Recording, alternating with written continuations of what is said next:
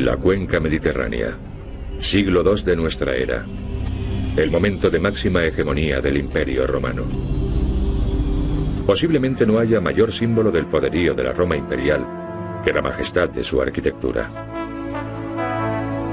En la cúspide de su poder, el Imperio Romano dominaba 3 continentes, 20 razas y más de 500 urbes. Y allí donde conquistaba, construía. La arquitectura romana se extiende de Italia a España, de Francia a Asia Menor, de África al Mar Negro. Todas las ciudades se erigían conforme al mismo y grandioso estilo: columnas, atrios, mercados, templos, basílicas. El Imperio Romano unificó toda la ribera mediterránea, englobando unas tierras donde habían florecido multitud de culturas, unificándolas en una sola civilización, regida por las mismas leyes, con un mismo modus vivendi, unas mismas costumbres. Una sola ciudadanía multiétnica cuyos miembros no padecían la discriminación racial y que tuvo emperadores italianos procedentes de otras provincias europeas, africanos y árabes.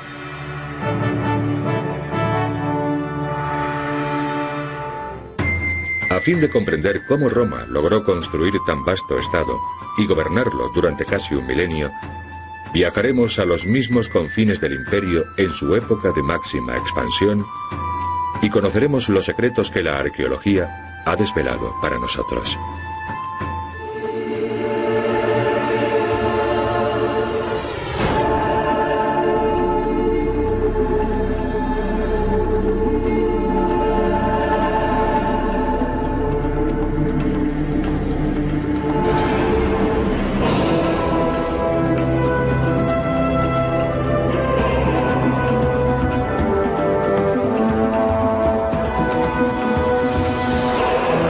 Secretos de la arqueología. Roma, capital de un imperio.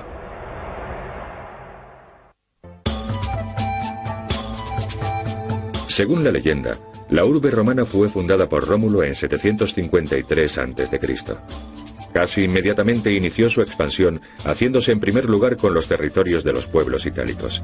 A continuación extendió sus dominios hasta configurar un imperio que abarcaba desde las costas atlánticas de Iberia hasta el río Éufrates. Los historiadores datan la caída del Imperio Romano de Occidente en el año 476 después de Cristo, lo cual significa que la historia de esta ciudad y su preponderancia mundial se prolongó por espacio de más de un milenio. ¿Cómo logró sobrevivir durante tanto tiempo? La respuesta es: Roma no se limitó a sojuzgar otras tierras, las adoptó, fundiendo los modos y costumbres de las diversas culturas con lo mejor que Roma tenía que ofrecer.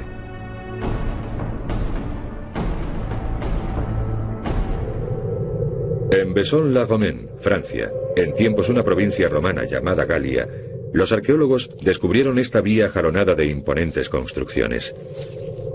En sus entradas, los investigadores hallaron unas desconcertantes ranuras. ¿Qué objeto tenían? Cuando los arqueólogos se topan con un enigma de esta naturaleza, a menudo logran dar con pistas importantes en antiguos escritos sobre arquitectura transmitidos por copistas medievales. En el caso de Vaison-la-Romaine, el misterio quedó resuelto. Las ranuras de los umbrales servían para sujetar las mesas sobre las que los comerciantes exponían sus mercaderías. Disponiendo las mesas paralelamente a la calzada, los tenderos gozaban de la máxima visibilidad para sus productos y por ende se vendían mejor. Este hincapié en la mercadotecnia y los negocios es uno de los motivos por los que el imperio permaneció vivo durante tantísimo tiempo. Dondequiera que llegasen los romanos, acababan deponiéndose las armas y la guerra daba paso a la Pax Romana. En este contexto de renovada estabilidad, prosperaba el comercio. Tras invadir y repoblar unas nuevas tierras, Roma reclutaba a los mejores guerreros de ese país y los incorporaba a sus legiones. Los militares más destacados provenían de las familias más pudientes. Solían ser los más cultos y cualificados y tenían la natural aspiración de medrar en el entramado político del nuevo régimen. Si triunfaban en el campo de batalla, así como en la vertiente política de la guerra, tenían la oportunidad de llegar a senadores, uno de los cargos más prominentes y rentables de la administración imperial. La carrera militar era el medio más rápido para promocionarse socialmente. Pero claro está, los nuevos soldados debían comenzar por lo más bajo del escalafón. Se los destinaba a los límites más orientales del imperio, donde el emperador Trajano combatía a los formidables partos, herederos del imperio persa. En las Galias embarcaban en una flotilla militar y zarpando del puerto de Masilia, la actual Marsella, navegaban hasta Sicilia, viéndose obligados a luchar contra los piratas en el transcurso de la travesía. Desde Sicilia continuaban viaje hacia Oriente siguiendo la ruta más corta y segura posible. Eso suponía seguir la costa y no aventurarse en alta mar, de no ser ineludiblemente preciso. La flota cruzaba el mar Egeo dejando tras de sí la península del Peloponeso y atracaba en el puerto de Laodicea, en Siria. Los navíos de guerra de aquellos tiempos eran muy distintos de los buques mercantes. Esta nave se denomina trireme. Conocemos bien su aspecto gracias a los restos hallados por los arqueólogos marinos. Los nautas romanos descubrieron que, a fin de realizar rápidas maniobras en plena batalla y arremeter contra el enemigo, los barcos de combate debían ir impulsados por grupos de remeros dispuestos en varias cubiertas. Los navíos comerciales, en cambio, navegaban a vela y no empleaban remos. Los barcos de combate se clasificaban conforme al número y disposición de los remeros. El trireme estaba dotado de 3 hileras superpuestas de remeros y cada remo era manejado por 2 hombres. Se trataba de una embarcación ligera, de unos 35 metros de eslora, idónea por su velocidad y maniobrabilidad para combatir la piratería. La misión de los infantes de marina, amén de tripular el barco junto con los remeros, era abordar los navíos enemigos. Cada trireme llevaba a bordo una dotación compuesta por unos 300 remeros y un centenar de infantes de marina. A fin de limpiar de piratas las aguas del Mediterráneo y el Egeo, a menudo la flota debía perseguir a sus enemigos durante centenares de kilómetros antes de darles caza. Una vez que los alcanzaban, la táctica no consistía en abordar el buque y enzarzarse en una lucha cuerpo a cuerpo, sino en echarlo a pique, ya arremetiendo contra él, ya arrojándole proyectiles incendiarios por medio de catapultas. Una nave de costado corría mayor peligro de ser embestida y hundida que su atacante. No obstante, esa posición confería ventajas a la hora de servirse de la catapulta. Eso se debe a que el oleaje provocaba 2 efectos distintos en la trayectoria de los misiles. La catapulta defensiva de a bordo, instalada perpendicularmente al eje del navío, lanzaba el proyectil de tal modo que en su recorrido trazaba una elipse muy alargada. Una parábola que se correspondía perfectamente con el contorno y la posición del barco enemigo. Este, por otra parte, tenía su catapulta alineada con su eje principal y sus municiones tendían a caer dentro de un círculo que abarcaba tan solo una parte mínima del objetivo. Frecuentemente los misiles del atacante erraban el blanco, lo cual podía decidir el resultado del enfrentamiento. Mas la vida del soldado no se limitaba a la actividad bélica. La cultura romana exigía cierta dosis de refinamiento y buen gusto a sus ciudadanos. Este teatro de Tyndaris se encuentra en la costa nororiental siciliana, dominando el mar por donde llegan muchos viajeros y legionarios para hacer escala en sus travesías. Lo más sorprendente y desconcertante de esta edificación no son tanto su arquitectura y su ornamento como su ubicación. Es verdaderamente llamativo, pero carece de explicación lógica. Puesto que los espectáculos solían celebrarse de día, erigir un teatro en un paraje expuesto a los vientos marinos y a pleno sol parece una decisión muy discutible. Otros monumentos de este tipo, como el empinadísimo teatro de Pérgamon en la actual Turquía, cuentan con amplios horizontes. El gusto helenístico requería que toda obra arquitectónica fuese grandiosa.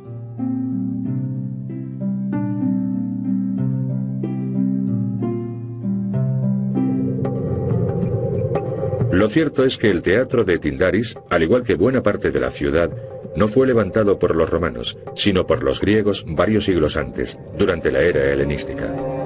Los romanos sencillamente anexionaron estas tierras a su imperio. Una de las razones para explicar la vastedad y el poderío del imperio romano es su asimilación de la cultura helénica, que fue imitada al principio, posteriormente desarrollada como por ejemplo el ars musivaria, la confección de mosaicos, y finalmente difundida por todo el Mediterráneo. Tierra adentro, en la misma Sicilia, se alzaba una floreciente Civitas, la ciudad de Morgantina. Sus suntuosas domus, decoradas con soberbios mosaicos, atestiguan fehacientemente su opulencia. Una de las muestras más claras de su prosperidad era la amabilidad con que acogía a sus visitantes. La prueba la tenemos en este mosaico, en el que se lee en griego la frase «que sigas bien», que puede interpretarse como una expresión de bienvenida. Todos los ciudadanos del imperio eran iguales. La circulación de personas e ideas era tan libre como la de bienes. El gobernador de la isla, así como sus moradores estables, hacían extensiva la célebre hospitalidad romana a todos los viajeros, ofreciéndoles vino, carne y todos los productos de la fértil tierra siciliana. Una parte de la terra firma italiana, un país al que Virgilio llamó paraíso terrenal, poderosa madre de los cultivos y madre de los hombres.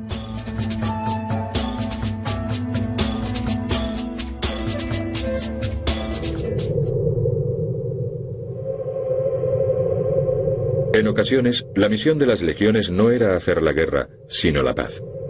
En la isla griega de Santorini se encuentra un antiguo asentamiento llamado Tira. Tira estaba situada en una región permanentemente amenazada por los terremotos. La mitad de la ínsula desapareció bajo el mar en el segundo milenio a.C. Los restos arqueológicos hallados en Tira demuestran que la ciudad había experimentado diversas reconstrucciones y que había sufrido los efectos de más de un seísmo. Los temblores de tierra ocasionaban graves daños a los edificios públicos y particulares, y en tales ocasiones las legiones romanas desempeñaban la misión de llevar a cabo obras de ingeniería civil. Excavaciones de pozos, despeje de vías públicas, restauración de las condiciones de salubridad.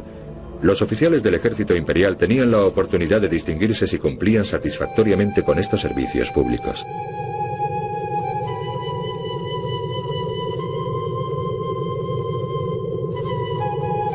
Más hacia oriente, en los confines del imperio, queda Jordania. En el siglo XX los arqueólogos desenterraron la hermosa ciudad de Gerasa. Se quedaron perplejos al descubrir numerosas tapas de desagüe como esta, con la imagen grabada de un delfín. Este animal está patentemente asociado con el mar. Sin embargo, Gerasa se alzaba en la mitad del desierto, muy lejos del Mediterráneo. ¿Qué misterioso significado subyacía en estos delfines? A lo largo de varios decenios de campañas arqueológicas fue saliendo a la luz una rica ciudad que ofreció pistas a los estudiosos acerca de la enigmática relación de Gerasa con el agua. Uno de los monumentos más relevantes de las Quívitas es el Ninfeo, una fuente admirablemente adornada. Las atarjeas labradas en el empedrado servían de desagüe. La ciudad, por lo tanto, se encontraba surcada por infinidad de arroyuelos. El estudio de la gran columnata que atraviesa la población arrojó una conclusión sensacional. En la cúspide de las columnas, ocultas tras los arquitrabes, discurrían unas conducciones de agua. Gerasa contaba con un complejo sistema de suministro de aguas. El líquido elemento que anegaba las acequias durante la estación lluviosa se canalizaba, embalsaba y distribuía por toda la ciudad, donde se hacía un ostentosísimo uso de ella antes de evacuarla por los diversos canales. El sistema suponía un gran despilfarro, pero era por eso precisamente por lo que la ciudad se sentía tan orgullosa de él. Gracias a su abundante abastecimiento de agua y a sus joyas arquitectónicas, como este templo erigido en honor a Zeus sobre un belvedere, mirador, que se asienta sobre 3 terrazas, Gerasa ofrecía una imagen hermosa y acogedora, idónea para su papel como uno de los principales mercados de la antigüedad. La urbe se encontraba junto al Limes, la frontera oriental del Imperio Romano, una región de intenso tráfico comercial, el mundo mediterráneo y la India y China.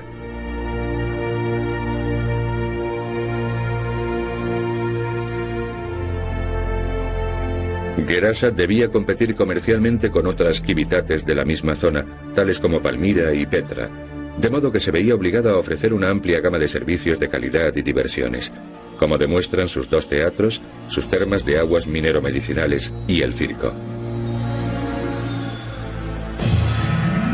Su hospitalidad se ve realzada por este magnífico recinto oval que reportó una gran celebridad a la Civitas. La plaza ovalada de Gerasa simboliza el Imperio Romano. Una imponente avenida porticada atraviesa la ciudad y desemboca en la pintoresca plaza.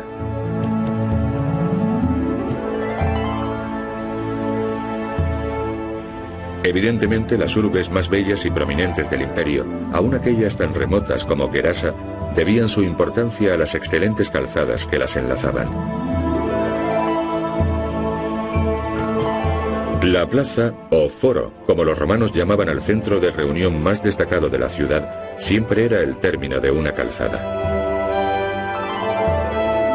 Este foro oval da testimonio de la razón fundamental para la larga pervivencia del Imperio Romano: su red de comunicaciones. La eficacia de su infraestructura viaria sigue siendo admirable aún en nuestros días. Oficinas de correos, guardia armada, un mantenimiento constante del firme y más de 120.000 kilómetros de calzadas.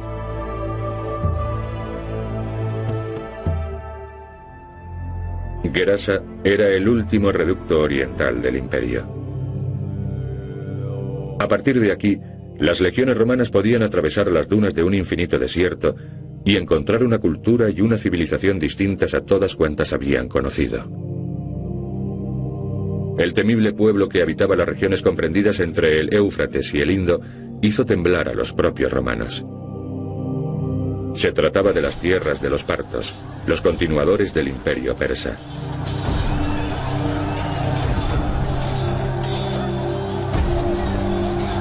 Los romanos no tuvieron más remedio que echar mano de sus formidables tácticas militares para derrotar a tan belicoso enemigo. 5 o 6 tribunos comandaban varias divisiones. Estos tribunos estaban a las órdenes de un legatus, un legado del emperador, el general supremo de las legiones. Por debajo de los tribunos estaban los centuriones, una fuerza de élite al mando de las centurias, compañías compuestas por un centenar de legionarios. Combatiendo a los partos, los romanos se servían de sus prestigiosas tácticas bélicas. La caballería se desplegaba a lo largo de los flancos. En el centro, enfrentándose directamente a las huestes rivales, se encontraban 4 líneas de infantería, con las centurias formando una abigarrada formación a fin de cerrar todos los posibles huecos. Los primeros en acometer eran los vélites, componentes de unas unidades ligeras que llevaban a cabo ataques relámpago y se replegaban tras sus líneas. A continuación avanzaban los lanceros, que arrojaban su pilum y después se enzarzaban en una lucha cuerpo a cuerpo antes de retirarse. En ese momento intervenían los príncipes y por último los triarii, pertrechados con pilum y gladium, la espada. Las ofensivas se llevaban a cabo repetidamente y en ese mismo orden hasta que las 4 líneas flanqueadas por los equites, la caballería, lanzaban el postrer ataque. Si vencían en la primera batalla, los romanos acometían un reto mucho más arduo si cabe: el asedio a una ciudad fortificada, un oppidum. Las legiones acampaban a algo más de medio kilómetro de sus muros e instalaban sus amenazadoras máquinas de guerra, las eficaces catapultas, sobre unos pedestales. Las catapultas o ballistas lanzaban flechas y, si era necesario, piedras. Cuando el ejército ponía sitio a una ciudad, empleaba piedras como misiles a fin de abrir brechas en las murallas y facilitar así la invasión de las tropas. Los proyectiles debían golpear el mismo punto una y otra vez. Esto se conseguía cargando siempre la catapulta con piedras del mismo peso, tras realizar varios disparos de prueba para escoger el emplazamiento adecuado de la balista. Los misiles pesaban hasta 80 kilos y tenían un alcance máximo de unos 650 metros. A fin de arrojarlos a gran velocidad hacia la cerca de la ciudad asediada, los proyectiles se colocaban en un saco situado en el centro de una cuerda atada a sendos brazos de un arco, tensado por un sistema de sogas entrelazadas. Un cabrestante tiraba de la cuerda y tensaba el arco. Y al soltar la anilla sujeta al saco, la piedra salía disparada.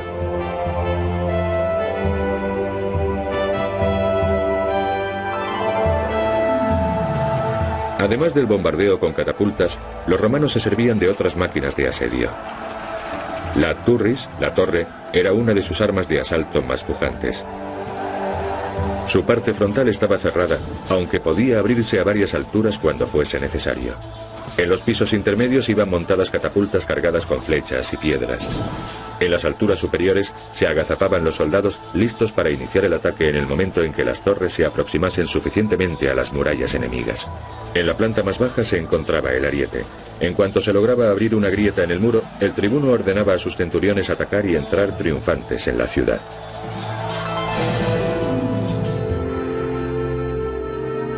A raíz de la victoria de Trajano sobre los partos, el Imperio Romano alcanzó su máxima expansión.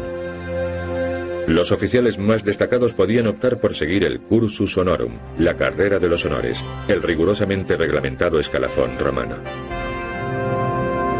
Con los debidos honores obtenidos en el campo de batalla, podían llegar a obtener un puesto en el senatus y pertenecer así a la asamblea más importante del imperio. Los senadores romanos también eran combativos, si bien de un modo distinto. Se servían de las armas de la diplomacia, la aplicación imparcial de la ley y la sabia administración económica y política, a fin de garantizar la estabilidad de los territorios ganados por el ejército. El imperio era un inmenso dominio que comprendía todo el mundo conocido en aquel tiempo. Su legado es uno de los más poderosos de la historia universal.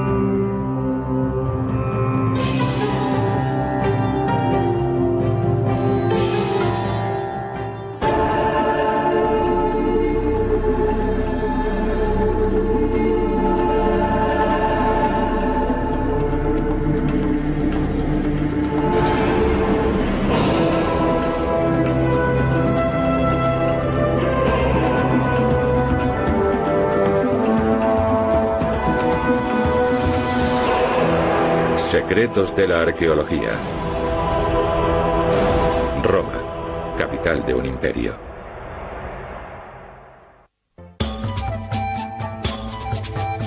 Según la leyenda, la urbe romana fue fundada por Rómulo en 753 a.C.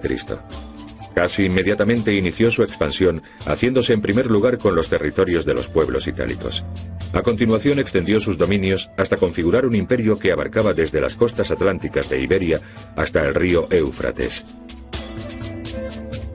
Los historiadores datan la caída del Imperio Romano de Occidente en el año 476 después de Cristo, lo cual significa que la historia de esta ciudad y su preponderancia mundial se prolongó por espacio de más de un milenio. ¿Cómo logró sobrevivir durante tanto tiempo? La respuesta es: Roma no se limitó a sojuzgar otras tierras, las adoptó, fundiendo los modos y costumbres de las diversas culturas con lo mejor que Roma tenía que ofrecer.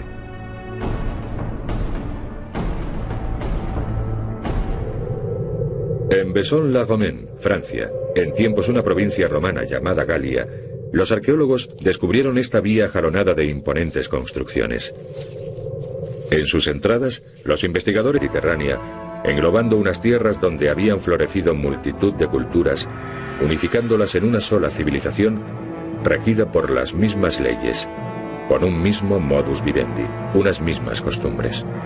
Una sola ciudadanía multiétnica cuyos miembros no padecían la discriminación racial y que tuvo emperadores italianos procedentes de otras provincias europeas, africanos y árabes.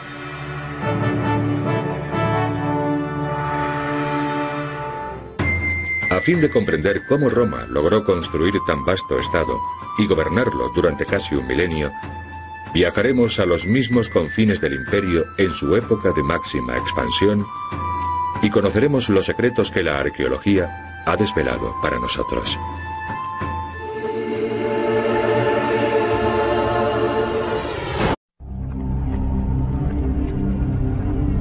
La cuenca mediterránea, siglo II de nuestra era. El momento de máxima hegemonía del Imperio Romano. Posiblemente no haya mayor símbolo del poderío de la Roma imperial que la majestad de su arquitectura. En la cúspide de su poder, el Imperio Romano dominaba 3 continentes, 20 razas y más de 500 urbes. Y allí donde conquistaba, construía. La arquitectura romana se extiende de Italia a España, de Francia a Asia Menor, de África al Mar Negro. Todas las ciudades se erigían conforme al mismo y grandioso estilo: columnas, atrios, mercados, templos, basílicas. El Imperio Romano unificó toda la ribera media. Hallaron unas desconcertantes ranuras. ¿Qué objeto tenían? Cuando los arqueólogos se topan con un enigma de esta naturaleza, a menudo logran dar con pistas importantes en antiguos escritos sobre arquitectura transmitidos por copistas medievales. En el caso de Besson-la-Romaine, el misterio quedó resuelto. Las ranuras de los umbrales servían para sujetar las mesas sobre las que los comerciantes exponían sus mercaderías. Disponiendo las mesas paralelamente a la calzada, los tenderos gozaban de la máxima visibilidad para sus productos y por ende se vendían mejor. Este hincapié en la mercadotecnia y los negocios es uno de los motivos por los que el imperio permaneció vivo durante tantísimo tiempo. Donde quiera que llegasen los romanos, acababan deponiéndose las armas y la guerra daba paso a la